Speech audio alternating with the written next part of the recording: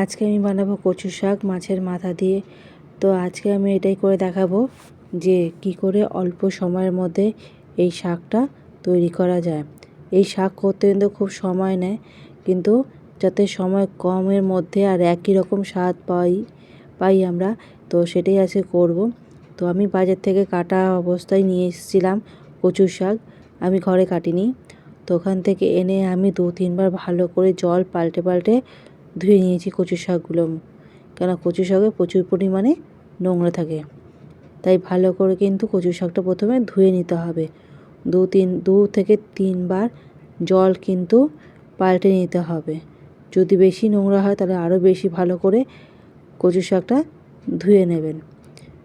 ধুয়ে নেওয়ার পরে জলটাকে একদম পুরোপুরি জলের থেকে ছেঁকে একদম তুলতে হবে কচু শাকগুলো। জলটা একটু ঝরিয়ে আমি প্রেশার কুকারে কচু শাকগুলো সেদ্ধ করে নেব। প্রেশার কুকারে সেদ্ধ করলে খুব তাড়াতাড়ি হয় আর অনেকটা সময় বেঁচে যায়। তো পুরোটা আমার প্রেশার কুকারে আসছিল না, তো আমি প্রথমে যতটা আসে প্রেশার কুকারে ততটাই আমি প্রথমে দিয়েছিলাম। তারপরে যখন পুরোটা হয়ে গেছে তারপর আমি ঢাকনা বন্ধ করে দিয়েছিলাম।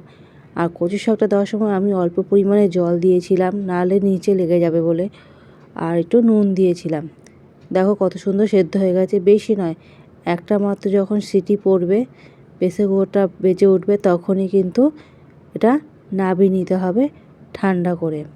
তারপরে জলটা পুরোপুরি ঝরিয়ে নেওয়ার পরে আমি কড়াইতে তেল গরম করে নেব। তার মধ্যে শুকনো লঙ্কা, তেজপাতা আর দেব সাদা জিরে ফোড়ন দিয়ে, তার মধ্যে দেবে একটুখানি আদা, নুন, হলুদ, জিরের গুঁড়ো আর কাঁচা লঙ্কা।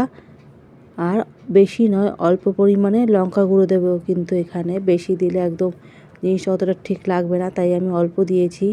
আর নুনটা ঠিক আন্দাজ করে দিতে হবে, কেননা সেদ্ধ করার সময় নুনটা দিয়েছিলাম, তাই এখানে একদম বুঝে শুনে নুনটা দিতে হবে। তো তার জন্য আমি প্রথমে কিন্তু যখন নুন দিয়েছি বলে আমি পরে আবার অল্পই দিয়েছি নুনটা। তো নুনটা আবার দেখে নিতে হবে পরে করার পরে, কারণ শাকটা কিন্তু জল রয়েছে শাকে, ওটা আমাকে কষাতে হবে। তো জলটা যখন কষে আসবে তখন নুনটারও একটা কম বেশি কি আছে না আছে তখনই আমরা বুঝতে পারবো, তার আগে বুঝতে পারবো না। তাই আমি কম দিয়েছি নুনটা এখন। তারপরে মশলা দিয়ে আমি মাছের মাথাটা ভালো করে একটু নেড়ে নেব, নেড়ে নিয়ে একটু ভেজে তার মধ্যে দিয়ে দেব কচু শাকগুলো। ভালো করে নেড়ে চেড়ে নেব। যখন ভালোভাবে একদম শুকিয়ে যাবে জলটা, তারপরে আমি ওর মধ্যে আবার একটু নুন দেখে নিয়েছিলাম, তো আমার নুন লাগেনি তাই আমি দিইনি আর। তারপর দিয়ে দেবো একটু মিষ্টি, চিনি দিয়ে দেবো। চিনি দিয়ে ভালো করে একটু নেড়ে নেব যাতে চিনিটা গলে যায়। চিনিটা ভালোভাবে যখন গলে গেছে তারপর আমি তার মধ্যে দিয়ে দেবো গরম মশলা দিয়ে আমি নামিয়ে